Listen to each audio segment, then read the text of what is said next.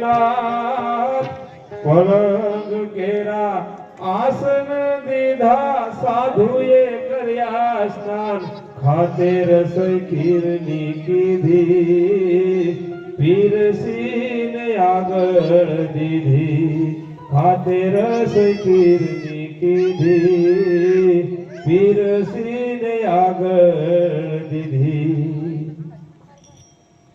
લ્યો સાધુ મહારાજ માટે 32 ભાતના ભોજન બનાવ્યા છે, તો આરોગવાની કૃપા કરો મહારાજ। અરે આ શું? આ ખીર રોટલી? હું આવા સાદા ધાનપાકના ભોજન નથી જમતો, મારે તો રાંધેલું માંસ ખાવું છે, માંસ। અરે મહારાજ, તમે કેવી વાત કરો છો? સાધુ સંતોને માંસ વડું પણ મહાપાપ ગણાય છે, અને તમે માંસ ખાવાની વાત કરો છો મહારાજ? અરે પાપિયાઓ, માંસ વિના તો મારે ભોજન કરવું જ નથી। તે ખીર રોટલી અમે જમતા નથી, પર માટીથી પ્યાર। ખીર રોટલી અમે જમતા નથી, પર માટીથી પ્યાર।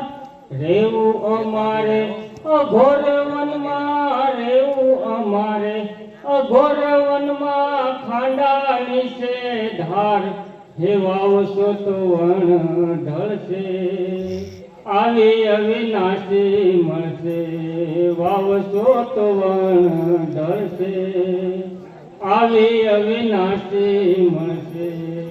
માટે શેઠ, તમે મારી સેવા નહીં કરી શકો, મને જવા દો। ના ના મહારાજ, શાંત થાઓ। અરે મહારાજ, આવું ના બોલો મહારાજ। અરે આ સ્વામિનારાયણ, જેવો હોય તે, પણ સાધુ આપણા આંગણેથી ભૂખ્યા જાય તો આપણો વ્રત ભંગ થાય, માટે માંસ લાવવાનો પ્રબંધ કરો। અરે સંગાવતી, આપણે રહ્યા વૈષ્ણવ વાણિયા, આપણે માંસ અડું પણ મહાપાપ ગણાય છે, છતાં પણ હું સાધુ મહારાજના ભોજન કાજે માંસ લેવા જાઉં છું, અને તું સાધુ મહારાજની સેવામાં રહેજે, હું હમણાં માંસ લઈને આવું છું। હા સ્વામિનારાયણ, તમે જલ્દી જાઓ, હું સાધુ મહારાજની સેવા કરું। અરે મહારાજ, આપના કહેવા મુજબ ભોજન બનાવ્યા છે, તો આરોગવાની કૃપા કરો।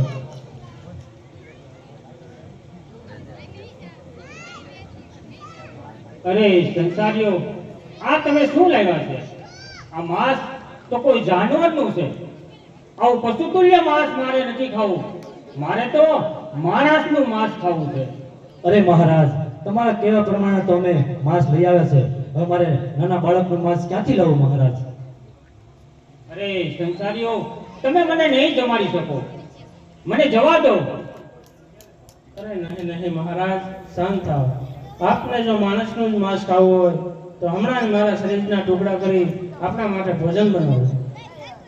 અરે પાપિયાઓ, મારે તમારા બંનેમાંથી કોઈનું માંસ નથી ખાવું, મારે તો નાના બાળકના શરીરનું માંસ ખાવું છે।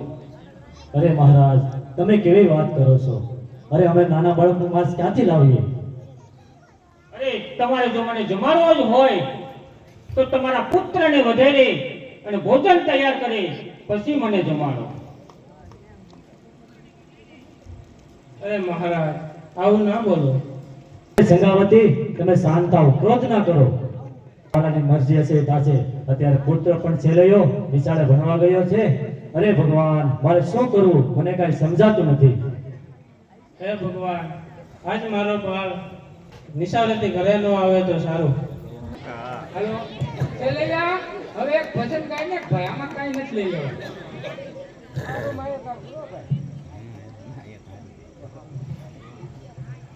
વિધિના લખિયા લે કલલા રે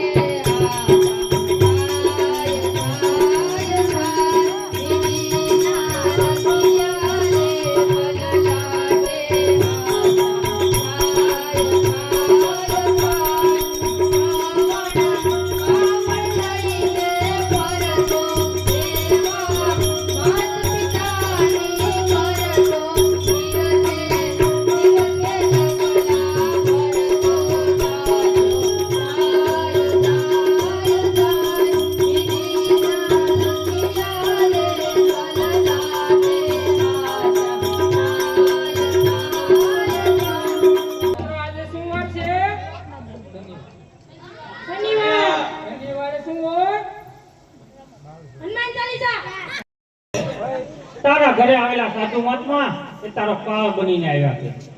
અરે તમે શું કહો છો? મને કઈ સમજાતું નથી. તો સાંભળ સેલૈયા, હું તને સમજાવું છું. તારા ઘરે એક સાધુ મહાત્મા આવ્યા છે. તેને જમાડવા તારા માતા પિતા એ તારા કટકા કરી અને સાધુ મહારાજને જમાડશે. માટે જો તારે બસવું હોય તો તું ભાગી જા સેલૈયા, ભાગી જા. અરે તમે કેવી વાત કરો છો? ભાગવું એ તો કાંઈ ગણાય, અને જો હું ભાગું તો મારી ભૂમિકા લાગે ને આ જમીન પણ મારો ભાર નથી લે, માટે હું નહીં ભાગું. અરે ભણતો નહીં ગણતો તું ભાગ સેલૈયા, માનય મારી વાત રે, એવા માનય મારી વાત.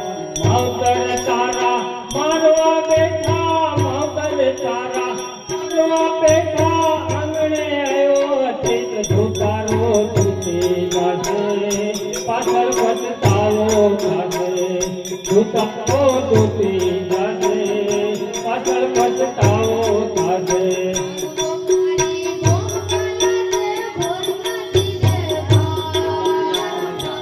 મારી ભૂમિકા લાગે ભૂલમાંથી રે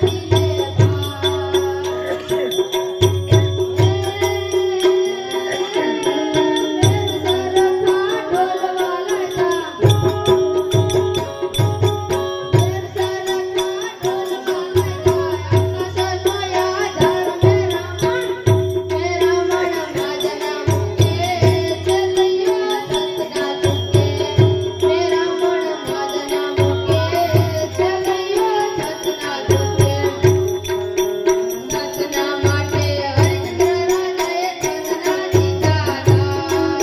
સતના માટે હરિચંદ્ર રાજાએ સતના દીધા દાન. પતિ પુત્રને કાશીએ વેચ્યા,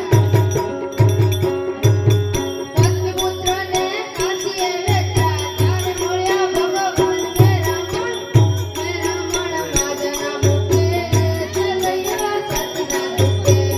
મેરા માજના મુખે, ચલૈયા સતના દુખે. મોટું રાજાએ અંગ મેળવ્યા, કરણે દીધા દાન.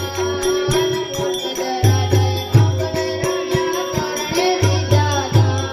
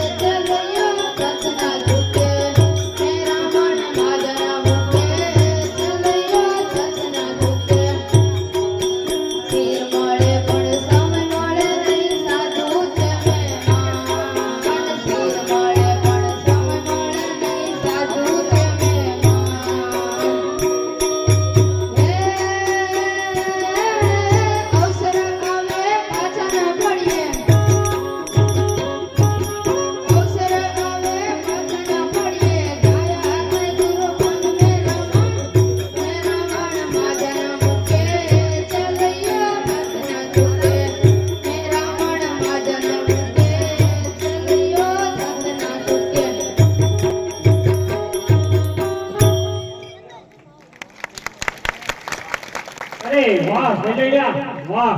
ધન્ય છે તારા માતા પિતાને અને ધન્ય છે તારા બાળપણને. અરે આવી કોઈ બેટા ચાલી દીકરા, આજ તો ઘરે નો આવ્યો હોત તો સારું હતું. અરે પિતાશ્રી, આજે મારી માં કેમ રડે છે અને તમારી આંખો પણ આંસુ કેમ છે? અરે બેટા સેલૈયા, તને કેમ સમજાવું બેટા? આજ મારે જીત કહેવાની જીત સાચી તો એમ કરવાની હિંમત કેમ ચાલે બેટા? અરે પિતાશ્રી, તમે ન કહો તો પણ આજે મને નિશાળે જાણ કરવામાં આવી હતી કે મને મારી આ સાધુ મહારાજને ભોજન કરી પીરસવામાં આવશે. અરે પિતાશ્રી, તમે ચિંતા ન કરો, હિંમત રાખો. જો આ તલવારના એક જ ઝટકે મારું ધડથી મસ્તક જુદું કરી નાખો. અરે નહીં બેટા, તારા કરતા મારો પ્રાણ લેવાય તો વધુ સારું. નહીં માં, નહીં, આવું તો નહીં બને. તારા તો મારા ઉપર ઘણા ઉપકાર છે. આ જગમાં જન્મદાતા એવા મા બાપને ભૂલશો નહીં. અરે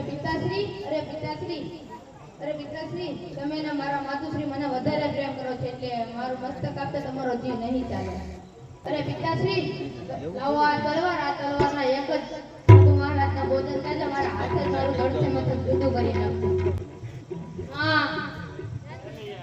અરે બેટા સાહેબ